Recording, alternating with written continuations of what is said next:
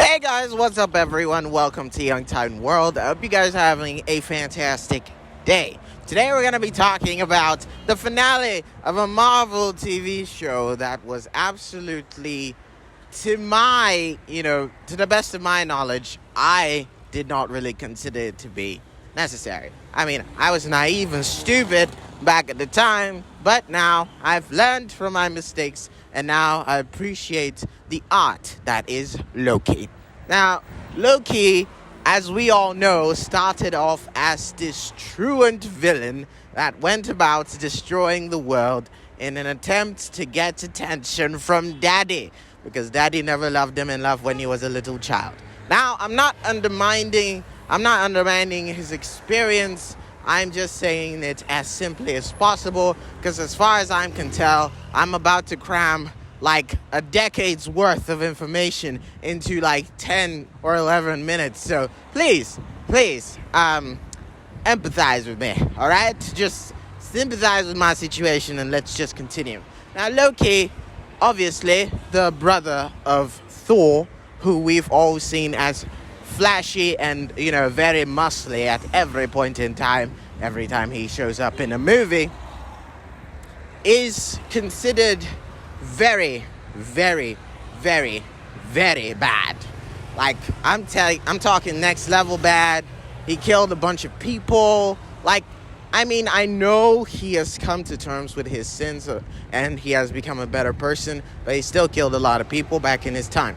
And with all that, making a TV show about him, I always felt like he was the one person that I did not really get, or the one I didn't really understand why so many people loved him. It's like, when we talk about Marvel villains, Loki's at the fucking top. Like the girls are swooning over him, the guys respect him.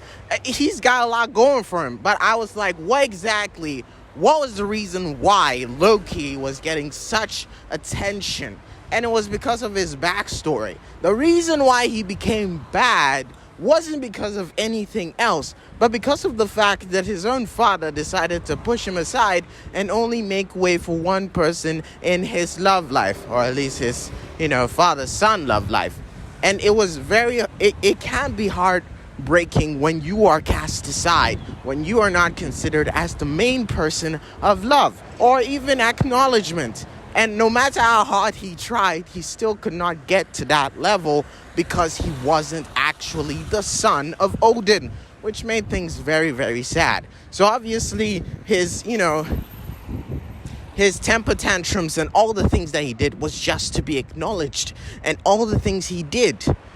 In one movie scene, Odin says to him, all this because Loki desires the throne. And Loki responds, it is my birthright. Your birthright? And this is Odin's response. Your birthright was to die. Imagine your dad telling you that you're better off dead than you are inheriting something that is mine. That's just crazy. So obviously I guess now I understand why he's, held in such high regard in the Marvel Cinematic Universe. And I really respect how far he's come, because this finale was something that was so crazy and so selfless. Unlike the Loki that we knew was going to do everything it took to rule over a certain empire or a galaxy or a kingdom or an earth. And that just shows how far he's come. So in the finale, we realize that all of the things that Loki is doing in order to save the timelines, in order to keep everything in check, is not working. He takes centuries to learn about how the loom works, all to save it. Now, obviously you could just imagine how much time. Of course they just put the line there and then we assume a century has passed. Even for 14,605 I have interpretations of the future, Doctor Strange himself was a little bit taken aback by what was about to happen. But Loki went through centuries just so that he could save the world. And that act of selflessness is just how much Loki has changed. And, we don't get to... That's not even how deep it goes. We go further and we realize that, the one who remains is aware of all that's happening. He's seen Loki go in and come out, and he's seen all the shit that's happening. He's like, bruh, I'm in control, but I'm just letting this bitch kill me so that we can have this vibe, just so that she can see the repercussions of her actions. And in time, I'm still gonna come back on top. That kind of shit, what Jonathan Majors is just peak. And most of the time, I guess Marvel actors have this sort of range that they're supposed to work with, because obviously if you're dealing with the Marvel Cinematic Universe, it means that you're going to pop up in different timelines and you're going to have to be different people all at once, kind of like what Flash CW was doing. And it was amazing. Really did enjoy that part. And we realized that he's got two options, It's either you sacrifice that lady over there, who's your variant and the one you're in love with, or you decide that everything is going to end. But I think one of the aspects that the one who remains did not consider was the fact that Loki would decide to be the one who gets in the chair. Now, we've seen the selfless acts of every single good guy on this planet. We know when it comes to saving the world, they would rather choose saving the world than actually sacrificing. They'd rather save the world than sacrifice their bitch. It's like, it's for the great good kind of shit. So we seeing Loki go from the villain who only cares about himself to caring about the people around him. I no longer see Loki as a villain, or in fact, he was never a villain in the first place. If you are misunderstood to the point where your entire world depends on how much people pay attention to you, it rather becomes a call for help. The dude just wanted people to like him. He wanted people to like him. And I think that's just one of the reasons why I feel like Loki gets so much love. Because everything he does, he never wanted the throne. He never wanted anything. All he wanted was a bunch of people who cared about him. But we see every single scene of Loki, wherever we found him, at least let's even start with the first Thor movie. The friends that were even hanging out with Loki, they weren't hanging out with Loki because they liked him. They were hanging out because of Thor. The dude was alone. Oh, the only person who could even give him a sense of happiness was his mother. And he didn't even know that's what that fucking dark elf was gonna do to her. And he just let her here to it. And that's just, that's how reckless and insane you can get when you're in that